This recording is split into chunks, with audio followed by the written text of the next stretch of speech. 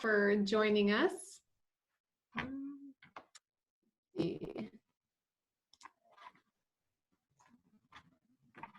All right, we are all figuring out Zoom along the way here.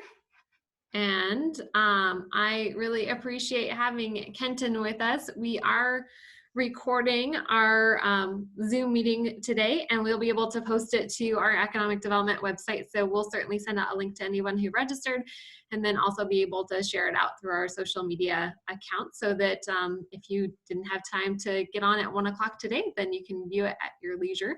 But Kenton is with Because International. He actually has a couple of different ventures that he's going to share with us a little bit about today. And we're going to use the group chat feature to take any questions from the participants on right now.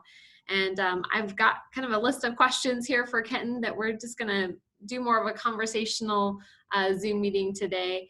And please feel free, if anyone has a specific question that you want me to ask, to put it in the group chat, and then I can relay that with Kenton here. So I think, Kenton, that you can unmute yourself. So we will just get started here.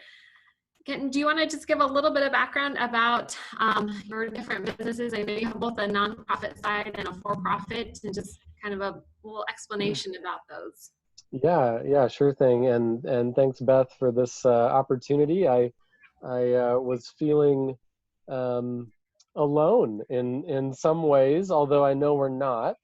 And Mayor Kling and Mitch and the Chamber and so many people have done such a great job leading during this time. And I just thought it might be fun to try to get together in quotes as much as we can, and just connect, especially as business owners, entrepreneurs, small business leaders. So for me, I founded a nonprofit organization called Because International. And some of you might know us more by our first product called The Shoe That Grows. So I started that about 10 years ago, but really for the past 5 years, we've been doing it kind of full time and full speed. So that was 5 years ago, really going full speed with our nonprofit. And then about 2 years ago, I helped co-found a commercial side of our shoes. So it's a separate company called Grow 5. And we sell our growing shoes. On the commercial side, we call them expandals, expanding sandals. And we sell maybe between 50 and 100 pairs a month, just online. We don't have a retail store for those, but a couple people kind of just with our extra time, we work on that commercial company as well. But most of my effort goes towards our nonprofit work with Because International and The Shoe That Grows. Great. I know that obviously with The Shoe That Grows, you guys do a lot of work internationally, and I imagine that you've probably been dealing with COVID-19 maybe a bit longer than we have even within Idaho. And can you just share a little bit about kind of at what point was it over this last few months that you started to feel an impact from this virus, and kind of how has that changed over the last few weeks? Yeah, I remember it pretty vividly. I am feeling good. My family's feeling good. But actually, we had just gotten back from a cruise. My wife and I went on a cruise, and had just gotten back, and things weren't really too crazy yet. But it was on my radar, and that was at the end of, must have been February, I think was our cruise. So kind of the beginning of March, I really started thinking about it. We had an organizational trip to Kenya coming up in a few months, and we started to take a harder look at that. We also started to hear from some of our partners that they were canceling or postponing their international trips. But I remember there's a friend of mine at work who I really value what he says. I asked him if he was worried about it. And I asked him, I believe it was on a Wednesday that I asked him, and he said he was not worried. And he's a really smart guy. He's someone that I really value what he says. And so I kind of didn't worry as much then, because he said he really wasn't that worried about it. And then on Friday that same week, he came back and told me that he's more worried about it now. And I remember that was really a signal to me of like, oh, here's this really kind of conservative, even keel, just very, very straightforward guy that works with me. And if he's worried about this, like I need to pay attention to what's happening here. And so I remember as a team, over the weekend, we really watched the news and what was going on. I remember we had a big staff meeting that next Monday, and it all happened so quickly. We started making changes, and pretty soon, we were all working from home, just like so many of us are now. It all happened very quickly, and part of me wants to grieve about that a little bit.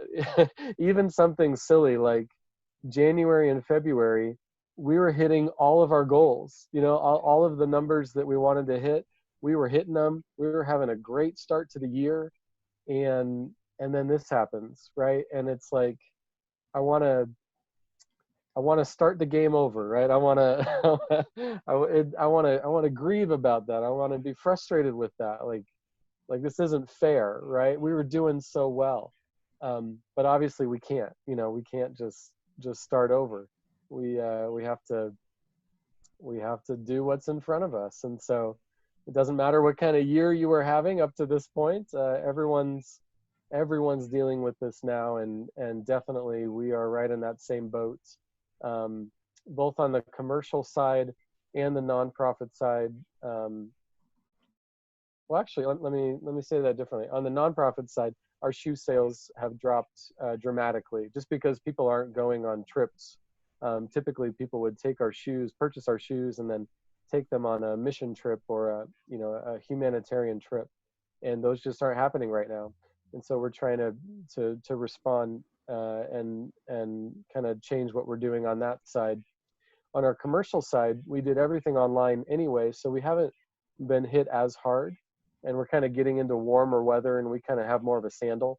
And so we actually have seen pretty similar sales on our commercial side, but it's still different. We're still looking at different things and trying to figure out how to respond on that side as well. But again, fortunately, we did not have a storefront that is closed.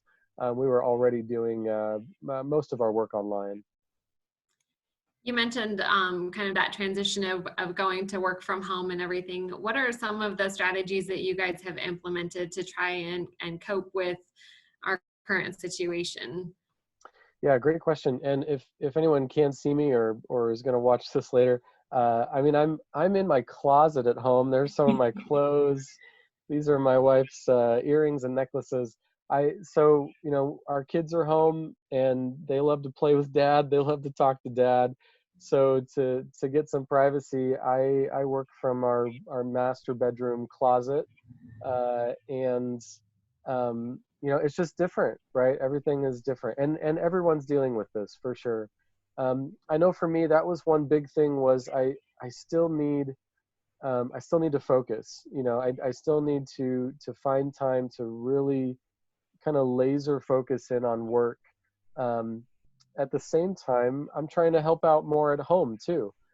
This has been crazy for my wife and our kids. And so now I start work a little bit later. I get up and I'm with the kids in the morning to kind of give my wife a little break before the craziness of the day starts with the kids. And so I'm trying to find ways to shift. But when I'm here in the closet, my kids know that I'm working, and I think I know that too, that even though this is not the office, I'm not surrounded by coworkers. It's nothing is as easy or as efficient as it was. When I'm in this room, I've got to focus on work, and maybe that's my biggest encouragement. I know, for so many others in a similar position, I'm sure I'm worried about personal finances. I'm worried about family, my mom and her health, and so many worries. but when I close that closet door, I just need to focus on the work, and as much as I can try to compartmentalize.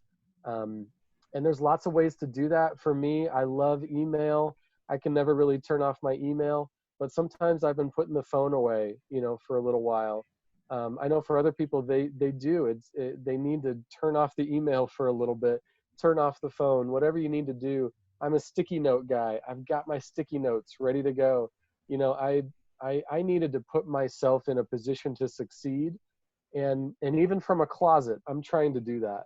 And so again, none of this is fair, none of this is supposed to be happening, but it is. And for me, I'm trying to continually remind myself, let's go, this is happening, and I need to respond. And every day, every hour, I need to remind myself that there's work to be done. And for us, one really great part is I love our mission. Like, I love what we're doing. And so that's a great motivation for me to still do it, even though it looks way different than it did 2 months ago. I still love what we're doing, and I need to find a way to make it happen. Have you guys been able to retain most of your employees, or have you had to do any furloughs or anything like that through all of this? Yeah, I'm happy to be very honest about that. We did let one employee go when everything kind of first started happening, and that was difficult. But he left with a lot of grace, and I just have a lot of respect for him in how he exited. Um, and then we were planning on being very proactive, and everyone on the team, kind of at different levels. Our leadership team was going to take a larger pay cut. Our coordinators were going to take a smaller pay cut, but essentially we were going to be proactive and have everyone on our team take a pay cut for 90 days. And so we were all ready to do that. That was going to start starting this month in April. But then we applied, and we were very fortunate that we received the payroll protection. There's another P there. I think it's 3 Ps. Program, yes. Program, that's it. Payroll protection program. So we were very fortunate. We applied and received those funds. So we're not doing the pay cuts as planned, and instead we'll use that money to go towards our full compensation right now. But definitely as we move forward, pay cuts are an option. We would hate to, we have an amazing team right now. And I think just like anybody else, it sucks when you have to let someone go. And I don't want to do that. I don't want our leadership team to have to make that choice moving forward. And we have a really a clear path to not do that. We've got a really good path with conservative estimates moving forward for the rest of this year and next year, as best we can, right now. But yeah, that's a real priority for us, is to try to keep our team. Now, what does that look like? Yeah, it could be reduced salaries, it could be reduced hours. All of those options are on the table, but really the government support is making a difference for us. We're able to stay on at full salary, full hours right now, and we'll for the next few months for sure, before we need to kind of reassess. So I know that the SBA announced today that they are out of funding for the Paycheck Protection Program, as well as the disaster loan advances. And hopefully maybe Congress will provide more funding for those programs, because I do think that they've been helpful for those who've been able to do it. Can you share just a little bit, was that process of applying for those, in the event that they are able to provide additional funding? Do you have any kind of advice for business owners who may look to apply for those in the future if they are refunded? Yes, I would encourage anyone to find a banker. Find a banker that maybe they're in the chamber, maybe they're in Rotary, whatever. However you are connected to a banker, find that woman or man and kind of latch on to them. I know they're crazy busy. Everyone's crazy busy right now, but that really saved us in this situation. One of our board members on our nonprofit side is a banker. His bank doesn't work with the SBA, but he had a friend at a credit union, actually Idaho Central Credit Union, and that person, that employee there, really walked us through it. They were great with getting us lined up. So once the application was ready, we were, kind of on the front of the line to apply. Although even part of that, we had to send someone. If you're familiar with Nampa, the ICCU close to City Hall and the Civic Center, it's crazy. I mean, they've closed off a road because it's so busy, and we had to send someone to wait in that line for an hour to sign papers. And so it took time, it took energy. We had to really lean on that relationship to help us, and we feel very fortunate that we were able to be accepted and already receive that money.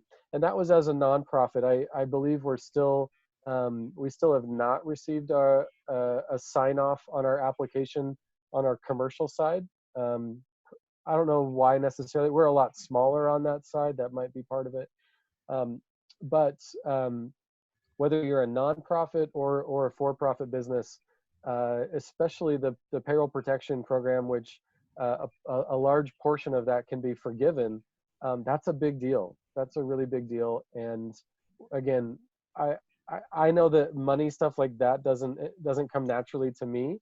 And right now, everything seems, there's a lot of information out there, but it's all probably at least a little bit confusing. And so I'd encourage anyone, if you don't even know where to start, connect with someone, like find that relationship. Ask Mitch Minetti, ask Beth, ask somebody who can connect you to the right person. There are some incredible bankers that we have in our area, and they want to help. They really do. And actually, for some of them, I know they are all terribly busy, but with the lobbies being closed in, I think, almost every bank, some people who are not bank tellers, I think they might have a little more time to handle some of these relationships and help people out who have questions. So please don't be afraid to ask. We really feel fortunate that we started the process early and asked. I think there's this is going to sound cheesy, but there's a Chinese proverb about when is the best time to plant a bamboo tree? And the answer is 20 years ago.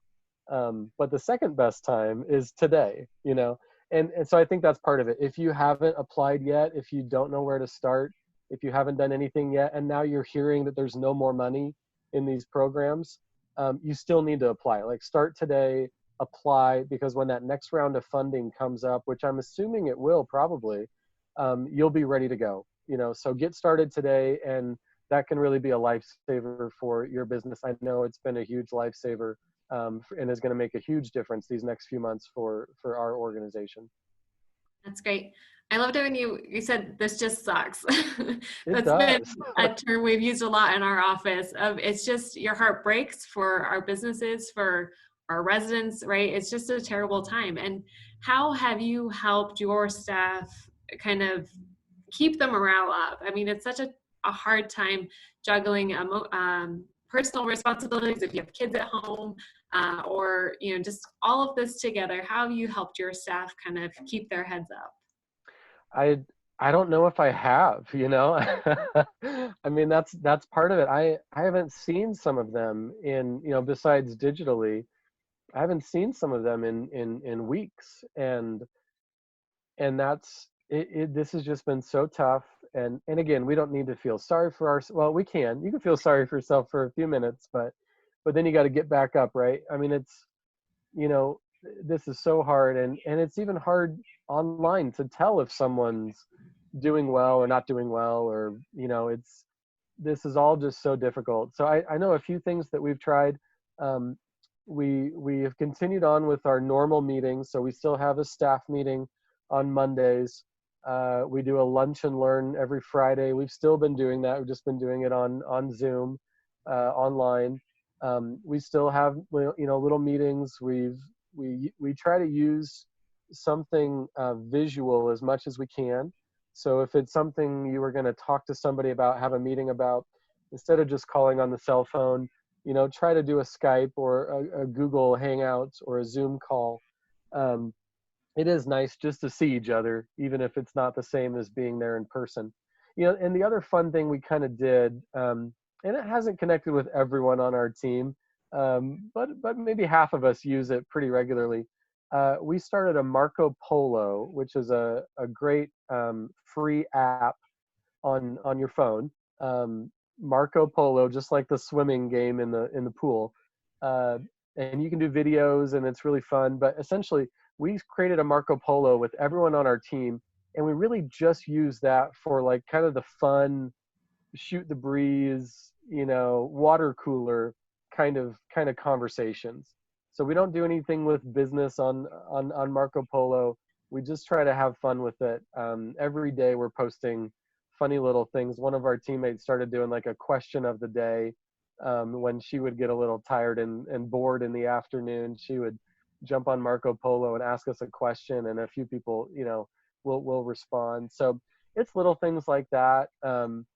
It's still tough. It might be a touch easier for the introverts. It might be a touch harder for the extroverts. We tried doing a virtual happy hour, and it didn't really go very well. But I think just keep trying, right? And our team knows that the leaders on our team, we're trying. Not everything we do is going to work. None of us knows what to do, right? Like, I think that's part of this. For those who have education or don't, or have a ton of business experience or don't, like, it doesn't even matter. This is such new territory. I'm 35 years old. I've never been through something like this. I know even older people than me say that they haven't been through something like this. This is just such an unprecedented thing. And I think for us to give ourselves some grace, but also keep trying. Yeah, don't give up. And part of why I'm excited just to chat today is I just wanted people to know, like, you're not in this alone. This sucks for everybody. This is difficult for everybody. Nobody really knows quite what to do. But hey, if I can make a silly Marco Polo video, if I can figure out Zoom, if I can, get through my fear and uncertainty, if I can do it, anyone can do it. We just have to keep grinding, keep showing up every day, and that's half the battle. I wanted to ask, I know on your nonprofit side, since that's your kind of biggest aspect of where you spend your time, how are you connecting with your funders, with those who've supported you in the past and will in the future, I'm sure? How are you kind of staying connected with them during this time? Yeah, it probably starts with email for me. That's usually just an easy way to reach out to people. But if I don't hear from someone, I mean, I'm texting, I'm calling. If they want, I jump on a kind of a Skype call or a Zoom call. But probably one of the biggest things, and something I've had to learn these past few weeks, I really wanted to reach out to our donors and our supporters. Just kind of reach out as a human first, right? Like, how are you doing? How is this affecting you? How's your family? Just what's going on? And that's, I just think you kind of have to do that. Like, it's just the right thing to do, is to really check in with people, see how they're doing before you launch into, for me, trying to see if they're able to support us right now, or maybe for other people, it's selling something, or, getting clients, that kind of thing. Yeah, I think you really have to build into that relationship first and let people know that you care about them. And then they get it. Everybody gets it, right? This is tough for everybody. People probably know why I'm reaching out to them, but I really do want them to know first, like, I care about them. I hope they're doing well. And so I try to really separate, I'm going to check in with them first, like, hey, this week I'm going to check in with everybody. Next week, I'm going to kind of let them know what's going on and how they can help, and the other thing I probably, like other people too, I've been seeing lots of emails about webinars and resources, and some of those are totally worth the time. Some maybe not, but for me, I listened to one that was just wonderful, and it talked about fundraising, and it said, these are lifetime relationships. These are lifetime donors. Don't be desperate right now. Don't burn any bridges. Don't be annoying. Don't be inappropriate. These are lifetime donors that you are cultivating, for not just right now, but for the next few years, next few decades, really. And so that really helped me kind of slow down at least a little bit. I'm trying to be urgent, but not desperate. I'm trying to be very honest, but not inappropriate. And and I don't know. That just helped me so much. And I think in any business, it comes down to people, right? We're just people helping people, and trying to run your product or service in order to help somebody with something. And so keep building into those relationships. Don't be desperate to hit numbers, to your goals are going to be off. Everything is off right now. And that's easier said than done, right? I mean, many of us are worried about our jobs, right? We're worried about keeping our job, or are we going to have this same job in a year? What's it all going to look like? But again, in the midst of that, um, yeah, prioritize relationship, prioritize just being a good person. And a lot of that is just checking in with people first, and then kind of letting them know, what you got going on. But that's been really helpful for me, and has helped me slow down. And with that too, for a few weeks there, everything felt so critical. I mean, it was every day, every hour, like was just critical for how we're going to respond, what we're going to do. And it was, my goodness, like everything was happening all at once, and every day felt so long. And now things really have taken a little step back, at least for us. Things have taken a little step back. We don't know what's going to happen in 6 months, at all. But I think the next couple months, we really do have it pretty well laid out. If we can make certain things happen, we kind of know what we need to do these next few months. And that's helped out so much, where not every day feels so rushed and so crazy, but we were able to take a step back, plan out the next few months, and that's made a huge difference for our team. What do you think is the most valuable lesson you've learned over the last few weeks here that you want to share with our business owners? Probably the most valuable thing I've learned, and it's something from the Bible, although I don't know where it's from exactly. I think it was something Jesus said, but basically it's just this little phrase: with the measure you use, it will be measured to you.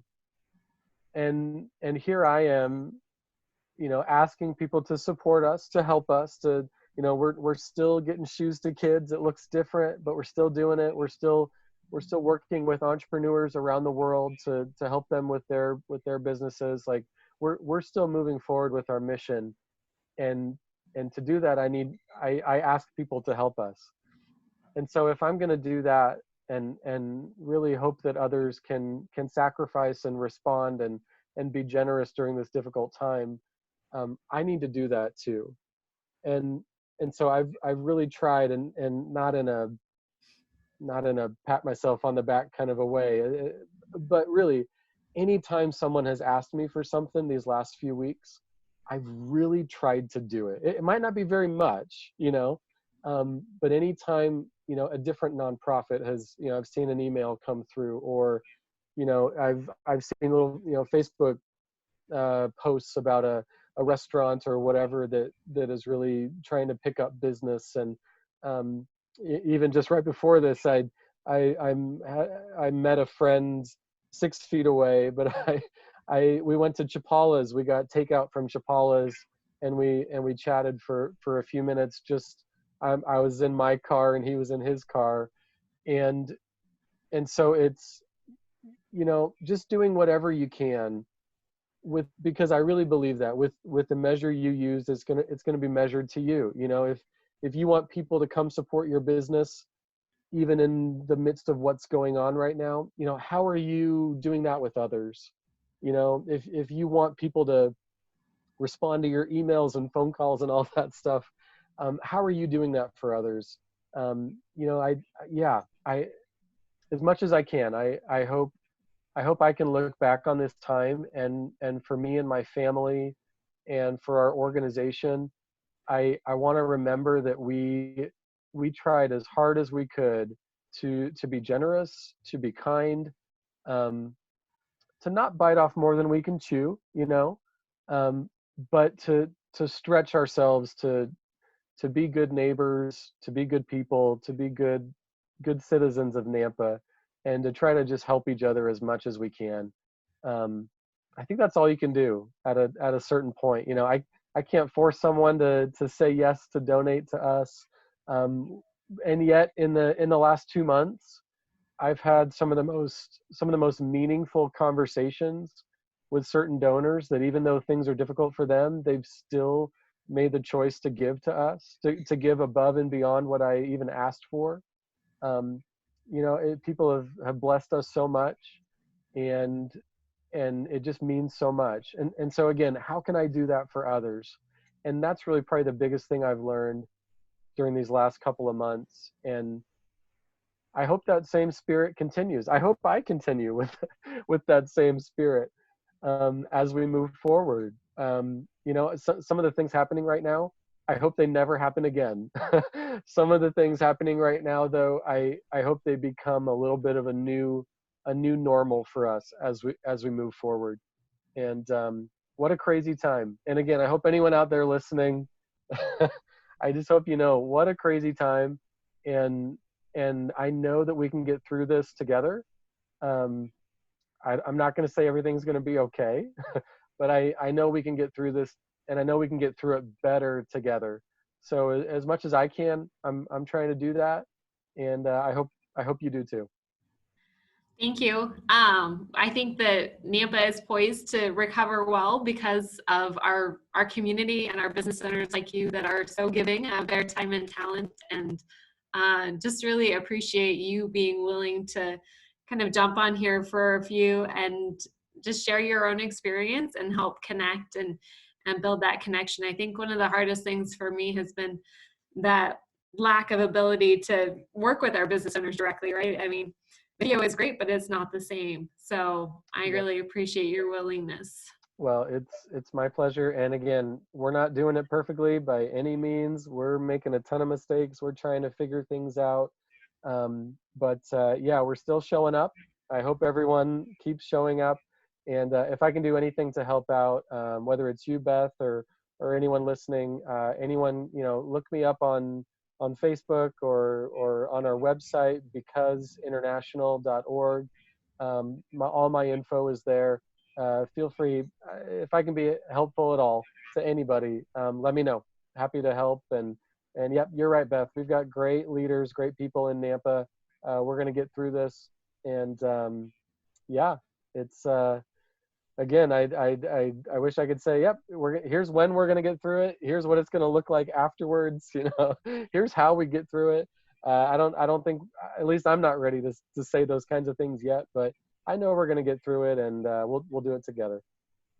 Awesome. Well, thank you, and I'm sure we'll call on you again. Anything you need. So yeah. I appreciate it. Hey Pam, good to see you. Hey, thanks everybody for being on.